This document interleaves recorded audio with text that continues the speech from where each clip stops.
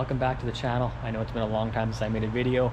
We'll get into that in a different video, but for now, what we're doing today, or what we're starting today, is LS swapping this 1956 Chevy Bel-Air. It is a 350 Chevy small block in it. It had a Holley sniper installed on it, and long story short, cracked cylinder head, bad machine work, this engine's coming out. Well, this is what we got for a donor engine. It is a 2003 6 liter, be the Gen 3 variety. I'm guessing it's going to have dish pistons in there. We are keeping the stock 317 cylinder heads. So I have a bunch of parts already all stacked up for this thing. So I'm going to take you over there and kind of give you a rundown on what the build's going to consist of. And we're probably also going to throw this engine on the run stand. Make sure we have good oil pressure and all that kind of stuff. And I do want to verify that the compression is going to come back up on a couple cylinders that were down. So let's look at these parts. All right, here's the parts table. So what we got here is a Auto Metalworks dual snorkel air filter assembly, which is going to give it that classic look. You basically can't even tell that it's a sniper under there. So underneath this, that was loud. This was a sniper that was on the small block Chevy. This is a Performance World Cathedral Port carb style intake. It has no bosses for the fuel injectors milled out. So that's going to kind of give it the classic look. In order to run the sniper EFI setup with an LS, you have to have some form of crank signal, cam signal, and ignition for obviously the coil, since we're not going to have a distributor anymore. So we have the MSD LS series control box here. We'll get into that more when we install that. It didn't come with a valley cover, so I got this chrome one. I'm probably going to paint it black. ICT billet front accessory kit, ICT coil relocate kit. We have the truck Norris camshaft. I know a lot of you kind of like, oh, it's a truck cam, but we just want all the torque. We have new lifters. We got a set of spark plug wires. We have our spacer to go onto our transmission, which I haven't mentioned yet, but it's a 700 R4 in here, so we're going to keep all of that. So we will need this spacer to adapt the torque converter to that transmission, or to the engine, sorry, to the crankshaft. We have an F-body Performance World water pump. We have the ICT billet valve cover adapters, Performance World LS swap oil pan, and then we have a set of cast manifolds that are going to go on this thing as well. So it kind of gives it that classic look. So I think what we're going to do next is get the engine on the run stand, run it up for a little bit, check everything over, make sure we got oil pressure, all that kind of stuff. I got the 6 liter here mounted up on the run stand, and we're going to crank this thing up here in just a second.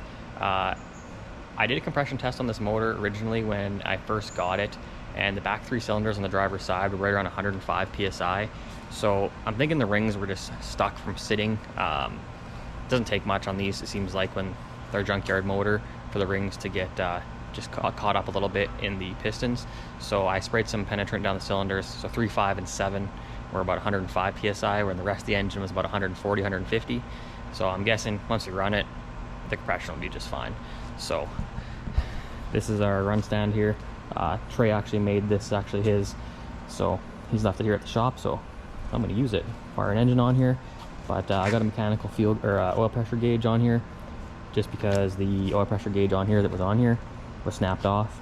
So, and that'll be more reliable anyways, because those are known to be an issue anyways. So yeah, let's crank it up.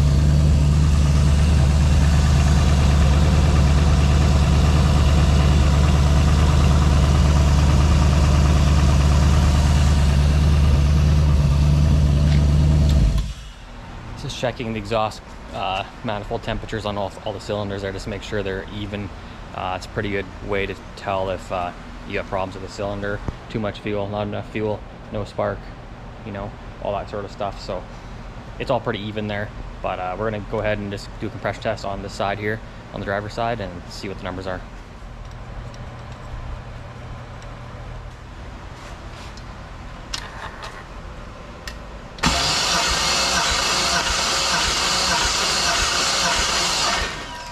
That's it. All right, guys, let's get this thing apart. Time for a time lapse.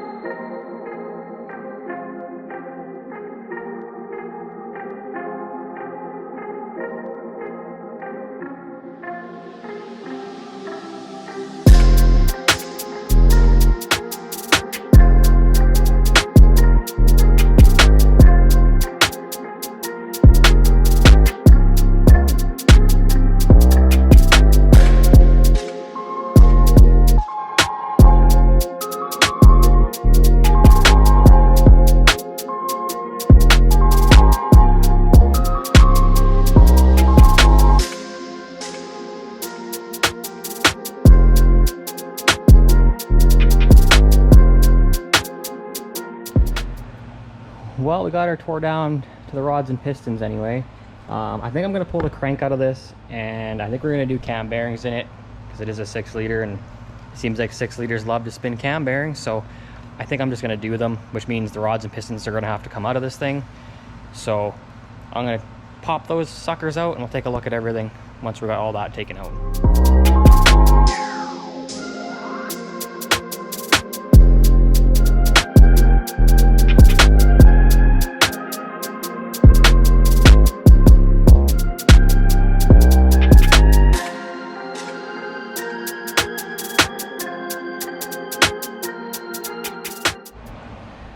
Well, we got the rods out.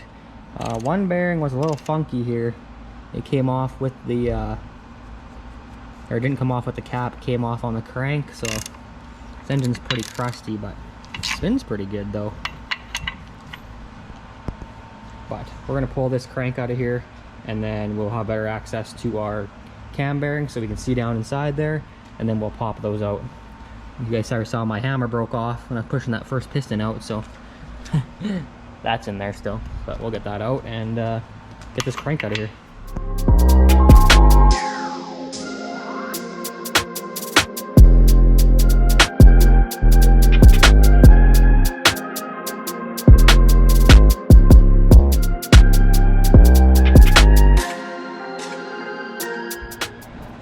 Got the crank out here, just kind of taking a look at these mains. They're not great, they're not bad. We'll probably just replace them anyway since we're in here. The cam bearings are definitely gross looking, if you can see. I'll grab a light here.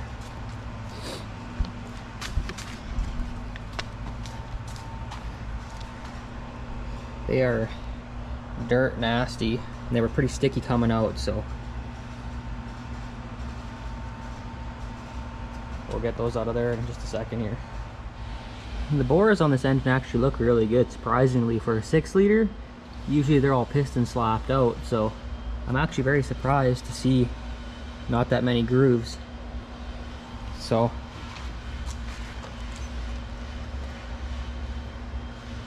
that makes me happy. As you guys probably saw, I was struggling to get those lifters out. I don't know, for some reason on these older, like this is definitely an 02, an older motor, because it had the long rod or the long head bolts. But the lifters get stuck in these ones. I don't know what's the difference, but you have to yank on them and pretty much destroy them. The plungers pop out of them, the springs, the retaining clip pops out. So we're not using those anyway, so it doesn't really matter.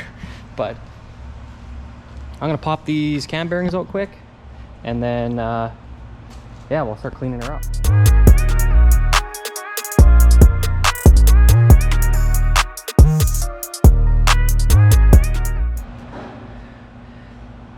Well, I just wanted to show you guys something cool that I've kind of discovered. I've taken a lot of these cam bearings out on these 6-liter LS's, and you can kind of see the first layer of silver is basically gone in its copper color.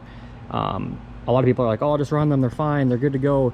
That's just the thin coating, and then you see copper, right? But what we've noticed is a lot of the 6 liters, for some reason, spin cam bearings. Like, it's really, really, really common. So I've never actually measured one, but if you look here, this would be the top of the camshaft, and it looks like basically the oil's just burning on and flowing right out. Like, there's no indication of the camshaft ever contacting there or being close to that. And this would be the bottom, so facing downward, so they can see the 2 oiling holes here and here. Obviously it only uses one, but you notice how it's off to the side. Kind of interests me, but I'll grab the calipers and I'll show you what I mean. So if we measure the thick part of the bearing, which is usually at this seam here, if you can see, there's a seam there.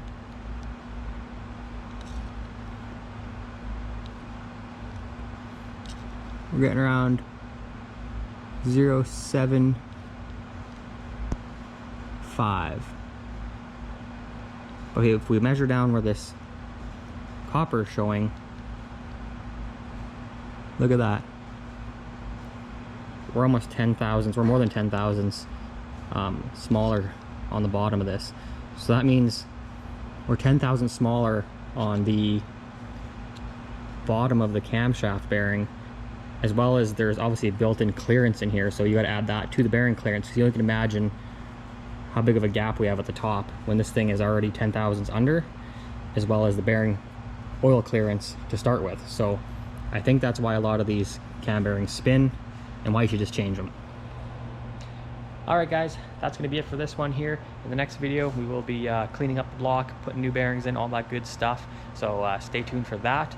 Also, if you guys are wondering if we're going to be making racing content and build videos, there will be lots of that to come. I have a couple new guys who are coming racing with us, just starting fresh new builds, so that'll be pretty interesting.